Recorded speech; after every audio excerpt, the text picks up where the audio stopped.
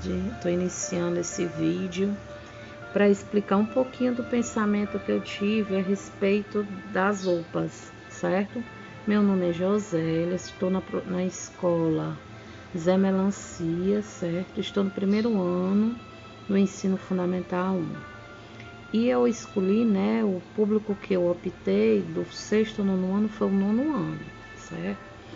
É um período muito complexo do 9º ano, é a questão da identidade, de como se identificar como cidadão nessa sociedade que o aguarda com ansiedade, né?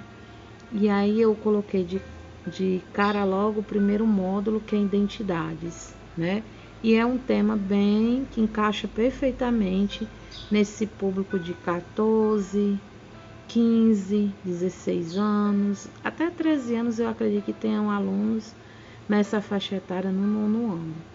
E aí eu coloquei no meu plano de aula, principalmente que o público principal seria o 9º ano, certo? E quero desde já falar que além do meu público-alvo ser o 9º ano, a gente vai trabalhar competência, assertividade.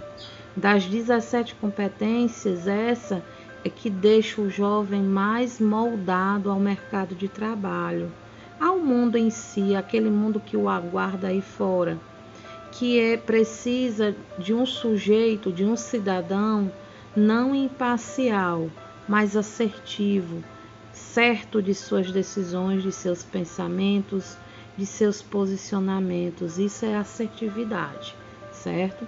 E o tempo programado desse plano de aula seriam 2 aulas. Não vejo um bom desenvolvimento se não for com 2 aulas, certo? Por isso que eu optei por 2 aulas. 1h e 40 minutos distribuídos em ações, em etapas.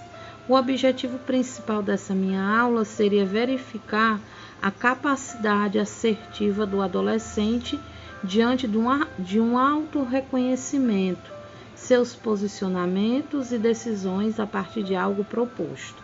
Então, esse é meu objetivo específico e direto dessa aula de hoje.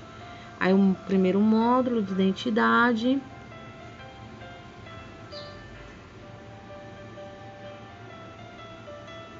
E as metodologias, eu dividi em 5 etapas, distribuídas nessa 1h e 40 minutos. Lembrando que a gente programa em tempo, mas a gente sabe que o nosso jovem sempre nos surpreende com algumas falas.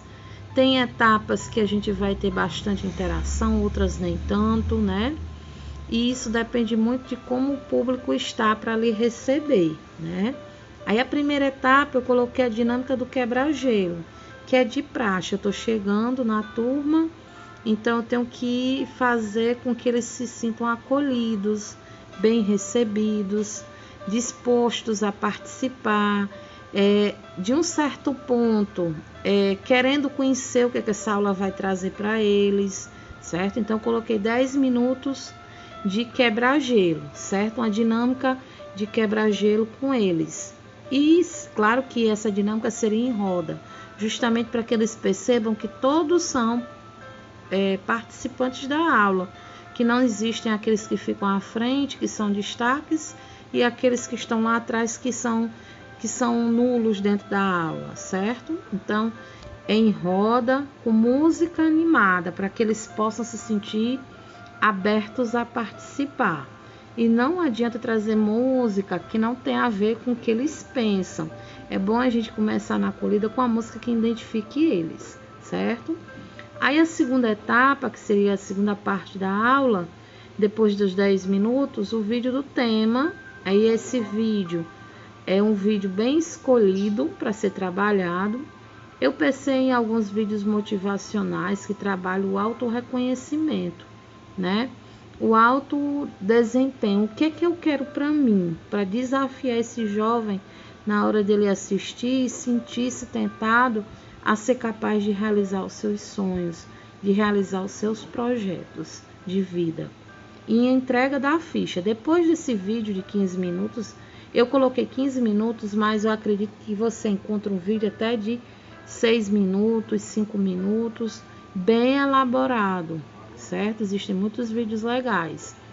E depois desse vídeo é bom alguém de forma espontânea falar em roda, né, em plenária, e dizer o que ele compreendeu desse vídeo, o que esse vídeo traz, porque seria a abertura do projeto em si, dos socioemocionais na escola, né? Então, depois dessa fala dos jovens da sala, a gente estabeleceria até 3 alunos para falarem o que eles acharam do vídeo, o que esse vídeo tem a ver com a aula, né? Instigar eles a investigar o que a aula vai tratar, né? Então, depois desse vídeo, a gente faria a entrega da ficha, depois de dizer de fato o que é a aula, o que a aula vai tratar. Aí entregaria a ficha, colocaria uma música instrumental ambiente e daria os 10 minutos para eles responderem essa fichinha do autoconhecimento, certo?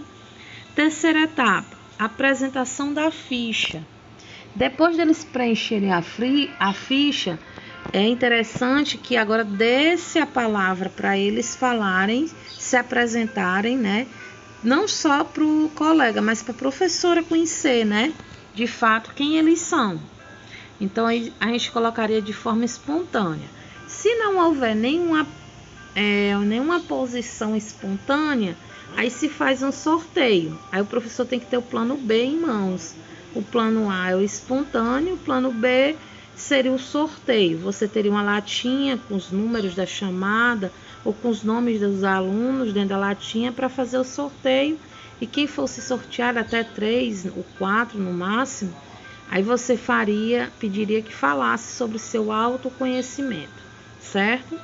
Depois a quarta etapa do jogo, esse jogo chamado testa, a divisão em 5 grupos, né? Se for uma turma numerosa, com 30, 35 alunos, ficaria em média 7 alunos por grupo, certo? Aí nesse caso, o professor, o mediador, né, da aula, tem que direcionar as tarefas nesse grupo, para que não fique um grupo obsoleto, onde tem alunos que ficam só observando e não interagindo. Então, demandar tarefas para cada um desse jogo, certo? Quem é que vai participar, se vai ter rodízio dos componentes da equipe, isso aí você faz mediando, ok? Aí eu dei 30 minutos do jogo, porque se for optar por rodízio para participação, todos participariam do jogo, ou boa parte dos que fossem selecionados participariam. Quinta e última etapa, que a gente não pode deixar de ter, que é a autoavaliação da aula. Essa etapa eu chamei também de análise da aula. Aí tem a posição do professor sobre como foi o desenvolvimento da aula, a sua análise de como foi a aula. Eu acredito que no máximo em 6 minutos, não mais do que isso, falando sobre como foi a aula. E depois o aluno, né? O aluno teria a voz de dizer o que ele achou da aula, de 0 a 10 ou de 5 a 10, e dizer por que, justificar, né? Isso de forma espontânea, ok? Ah, mas eu queria receber a análise dos alunos. Aí você pode estabelecer uma fichinha com um dedinho para cima, um dedinho para baixo. Aí o aluno escolheria um dos dedinhos e diria por quê, né? Aí você receberia. Não precisaria estar nominal, pode ser anônimo, ok? Então essas são as 5 etapas que eu coloquei como metodologias. E para finalizar o resumo, que era a proposta, né, da aula, colocar o resumão da aula. Aí nós temos aí a acolhida, a competência estudada, a assertividade. Na terceira etapa, onde terá a apresentação, será a ficha do autoconhecimento. Na quarta etapa, o jogo em grupos. E, para finalizar, a autoavaliação da aula, certo? É sempre bom para a gente, quando for no próximo encontro, na próxima aula, você não cometer os mesmos erros ou manter ou melhorar a sua aula. É bom sempre ter essa autoavaliação do educando, certo? Então, esse é meu ponto de vista da aula, meu plano de aula. Obrigada pela atenção e vamos nos encontrar em mais outros encontros.